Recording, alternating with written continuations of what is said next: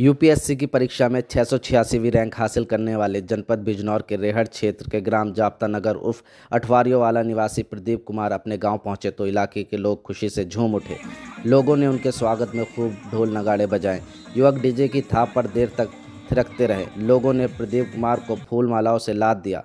बादीगढ़ चौराहे पर भव्य अंदाज में हुए स्वागत के दौरान लोगों ने प्रदीप कुमार को फूलों से सजी खुली जिप्सी में बैठा लिया। बाद में उन्हें कारों व मोटरसाइकिलों के विशाल काफिले के साथ उनके गांव ले जाया गया। रास्ते में कई स्थानों पर प्रदीप कुमार पर पुष्प वर्षा भी की गई। साधारण किसान परिवार में जन्मे प्रदीप कुमार अपने माता पिता की 4 संतानों में से सबसे छोटे हैं। प्रदीप कुमार के पिता रूपचंद सीधे साधे किसान हैं। उनकी माता कैलाशो देवी भी सादा मिजाज की गृहिणी हैं। प्रदीप कुमार ने यूपीएससी की परीक्षा पास करने तक का सफ़र कैसे तय किया, उन्हीं की ज़बानी सुनिए।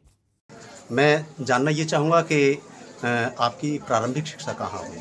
प्रारंभिक शिक्षा स्टार्टिंग में फर्स्ट सरस्वती शिशु मंदिर है भक्तावाला में, तो क्लास 7 तक वहाँ पे हुई। और क्लास 7 तक जो स्टडी थी मेरी लाइक लास्ट आता था, लाइक इतना अच्छा परफॉर्मेंस नहीं रहा था। तो ऐसे अंडर एस्टिमेट करना अपने आप को, डिमोटिवेट फील करना जब कंपेयर करते थे टॉपर्स के साथ अपने आप को, तो मैं तो लास्ट में आता था। तो वहाँ पे लगा कि मीनिंगलेस है पढ़ाई वढ़ाई करना। तो कुछ ऐसा बहुत ही हम्बल स्टार्टिंग हुई थी। स्ट्रगल भी बहुत था कि इतना कनेक्ट नहीं कर पाता था जो टीचर होते थे वहाँ पे। तो क्लास 7 तक तो बहुत ज़्यादा प्रॉब्लम थी।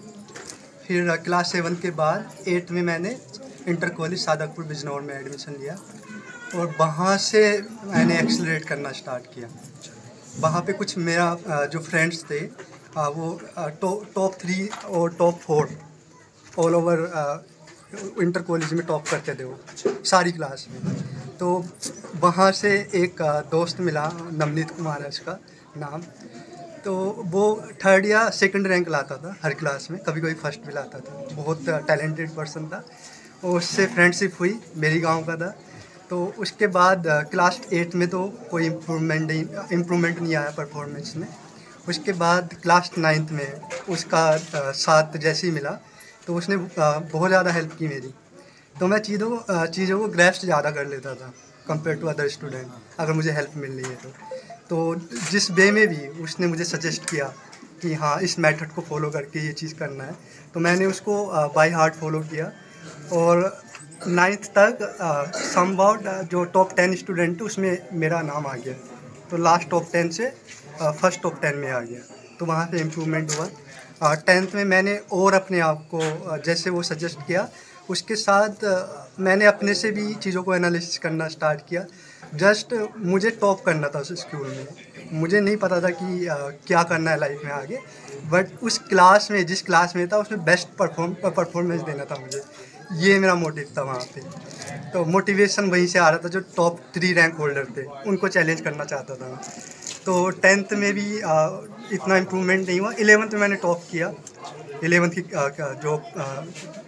जो एग्जामिनेशन होता है 11th कॉलेज टॉप? हाँ, कॉलेज में मैंने टॉप किया, हाईएस्ट मार्क्स मेरे आए। तो वहाँ से थोड़ा कॉन्फिडेंस बूस्ट हुआ। एंड उसके बाद जो मेरे टीचर्स थे उनका फेथ बहुत ज़्यादा बढ़ गया मेरे ऊपर। उन्होंने लगा कि इसमें पोटेंशियल है, ही कैन डू समथिंग, बहुत ज़्यादा स्पेशल करने वाला है ये। तो उनका फोकस ही मेरे ऊपर ज़्यादा रहा। जैसे मैथ के टीचर थे और केमिस्ट्री के टीचर थे, तो उन्होंने थोड़ा सा मेरे साइड पहले तो लीनियंसी दिखाते थे थोड़ा कि ठीक है एक स्टूडेंट ही तो है, जो 100+ स्टूडेंट हैं उनमें से तो कुछ स्पेशल नहीं है। बट टाइम के साथ मैंने प्रूव कर दिया कि मैं थोड़ा स्पेशल हूँ और उन्होंने एक्सेप्ट भी कर लिया टाइम के साथ। इंटर में क्या पोजीशन रही? इंटर में मेरी 3rd रैंक आई थी। हाँ, कॉलेज तरफ? हाँ, कॉलेज के भी।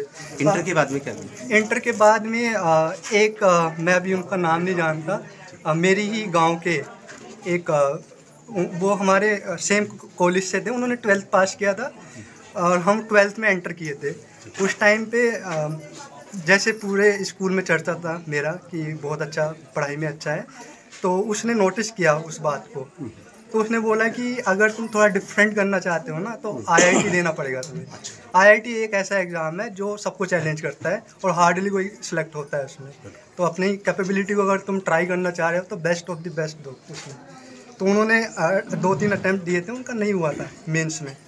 जेई मेंस होता है, आईआईटी जेई मेंस। तो उसके बाद मैंने ट्राई किया, तो मैंने अपने से सेल्फ प्रिपरेशन स्टार्ट किया। और जो यूपी बोर्ड की जो बुक्स होती थी उसके पीछे ही जेई मेंस जो आईआईटी जेई के क्वेश्चन होते थे, सोल्ड एग्जांपल्स होते थे। तो मैंने वहाँ से ट्राई किया, वहाँ से भी मॉडरेट स्टार्टिंग हुई। स्टार्टिंग में थोड़ा चैलेंजिंग था क्योंकि उनकी टफनेस जो है वो बोर्ड एग्जाम से थोड़ा ऊपर होता है। हाँ, तो मैंने वो देखा कि इसमें थोड़ी सी स्पेशल प्रिपरेशन की ज़रूरत है, बोर्ड के एग्ज़ाम से नहीं चलने वाला। तो मैंने थोड़ी मेहनत की, तो मैंने अपने फर्स्ट अटैम्प्ट में सेल्फ स्टडी से जेई मेन क्वालिफाई किया और मुझे एनआईटी श्रीनगर मिला। उस टाइम पे एनआईटी श्रीनगर जब मिला, मुझे ये नहीं पता था कि जो जेई मेन क्वालिफाई करते हैं, जेई एडवांस भी होता है जिसमें आईआईटी में जाते हैं, वहाँ तो 2 पेपर होते हैं। तो मुझे वो आइडिया नहीं था, इतना इन्फॉर्मेशन नहीं थी। तो फाइनली मैंने उसमें अपेयर ही नहीं किया, इवन दो मैं क्वालिफाई हो गया था। तो बहुत बड़ा रिग्रेट हुआ। मैंने कोचिंग वाले से कॉल किया, तो बोला कि फॉर्म्स की डेट ऑलरेडी एक्सपायर हो चुकी है और आप कुछ नहीं कर सकते, आपके हाथ में कुछ नहीं है और नेक्स्ट टाइम ट्राई करना। हाँ, इस बार एक्सेप्ट कर लो कि हाँ मिस हो गया आपसे। तो वो बहुत ही हार्ट ब्रेकिंग न्यूज़ थी मेरे लिए। हाँ, क्योंकि सब एक एक्सपेक्टेशन होते हैं कि जेई मेन क्वालिफाई करके जेई एडवांस में जाना और आईआईटी जाना है, और मुझे एनआईटी मिल गया। तो एनआईटी में मुझे एडमिशन लेना था उस टाइम पे, तो वहाँ पे कुछ 50,000 की फ़ीस पेमेंट करनी होती है एडवांस में। तो वो ये अरेंज नहीं कर पाए और श्रीनगर मुझे अकेला जाना पड़ा। मैंने 1-2 से कांटेक्ट भी किया। इनफैक्ट मेरे भाई ने भी बोल दिया कि मेरा काम है, नहीं जाऊँगा। तो मैंने पापा को बोला कि हाँ मुझे धामपुर रेलवे स्टेशन तक छोड़ दो। वहाँ पे गए ये, वहाँ पे मुझे छोड़ा। वहाँ पे कोई पर्सन मिल गया, बादीगढ़ का था, मुझे एग्जैक्ट नाम नहीं पता। उन्होंने बोला कि मेरा भाई श्रीनगर के पास में एक डैम कंस्ट्रक्शन हो रहा है, वो मैनेजर है वहाँ पे।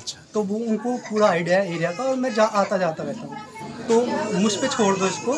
मैं धामपुर से बाहर नहीं निकला था उस टाइम पर। हाँ, तो उस टाइम पे मैं गया। अगर आपको हमारी वीडियो पसंद आई है तो हमारे चैनल को सब्सक्राइब करें, वीडियो को लाइक करें और शेयर करें।